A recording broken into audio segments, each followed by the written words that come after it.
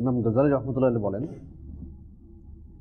নেয়ামত হচ্ছে, নেয়ামতের শুকরিয়া হচ্ছে, এর অর্থ হচ্ছে কারো উপকার ও নেয়ামতের কারণে মুখে, অন্তরে বা অঙ্গ প্রত্যঙ্গ দ্বারা তার সম্মান করা। সুবহানাল্লাহ, সুবহানাল্লাহ।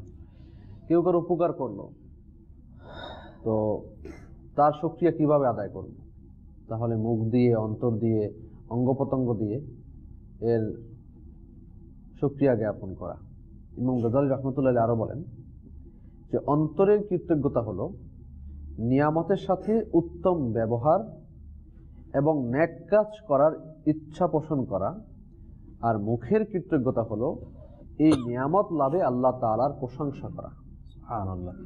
আর অন্যান্য অঙ্গ প্রত্যঙ্গের কৃতজ্ঞতা হলো আল্লাহ তাআলার নিয়ামত সমূহকে আল্লাহ তাআলার ইবাদতে ব্যয় করা এবং আল্লাহ তাআলার নাফরমানিতে ব্যয় হওয়া থেকে বাঁচানো। এমনকি চোখের কৃতজ্ঞতা হলো কোনো মুসলমানের দোষ ত্রুটি দেখলে তা গোপন করা।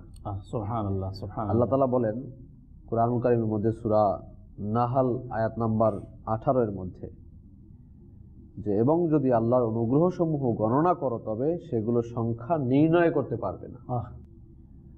বান্দার সৃষ্টির মধ্যে আল্লাহ তাআলা যত নেয়ামত আছে, যত নেয়ামত, যেমন সুস্থ শরীর একটা নেয়ামত, জি, বিপর্যয় থেকে মুক্ত দেহ একটি নেয়ামত, সুস্থ চোখ একটি নেয়ামত, সুস্থ বিবেক একটা নেয়ামত, এমন শ্রবণ শক্তি যা বিষয়কে বুঝতে সাহায্য করে তাও একটি নেয়ামত, সুবহানাল্লাহ। হাত দ্বারা ধরা এটাও একটা নেয়ামত, সুবহানাল্লাহ। পা দিয়ে চলা এটাও একটা নেয়ামত, ইত্যাদি ইত্যাদি। অর্থাৎ আমরা যা কিছুই বলি না কেন সকল প্রকার নেয়ামত,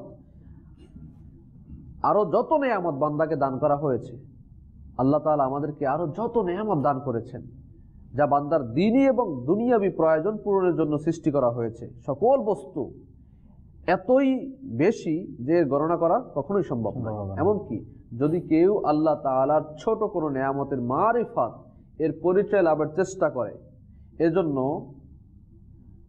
এই মারিফাত পরিচয় অর্জন করতে পারবে না। আর ওই নেয়ামত সময় কি অবস্থা হবে যে সমস্ত সৃষ্টি মিলে গণনা করতে পারবে না। সমস্ত সৃষ্টির জন্য আল্লাহ তাআলা যে নেয়ামত দান করেছেন, আল্লাহু আকবার। এজন্য আল্লাহ তাআলা ইরশাদ করেন, যদি তোমরা আল্লাহ তাআলার নেয়ামতের গণনা করার চেষ্টা করো এবং এই কাজে নিজের পুরো জীবন অতিবাহিত করে দাও, তবুও এতে সফল হতে পারবে।